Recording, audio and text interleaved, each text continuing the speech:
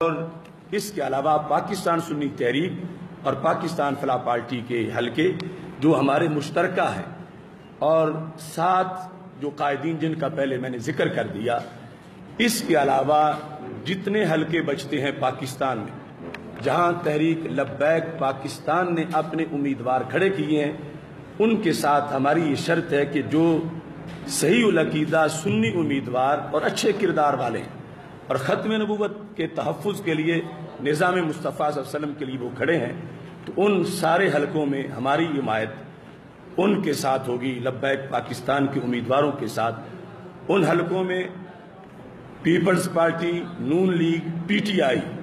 ان سب کے مقابلے میں ہماری حمایت لبیک پاکستان کے امیدواروں کے ساتھ ہوگی، کیونکہ ہم یہ سمجھتے ہیں یہ تینوں پارٹیاں یہ بدی کی قوت ہیں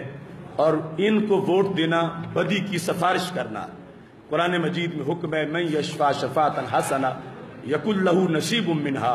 ومن یشفع شفاعۃ سیئہ یکن لہ کفل منہا، کہ جو اچھی سفارش کرتا ہے، اچھے کی کرتا ہے، اچھائی کے لیے کرتا ہے، اسے نیکی سے، اس کی نیکی سے حصہ ملے گا،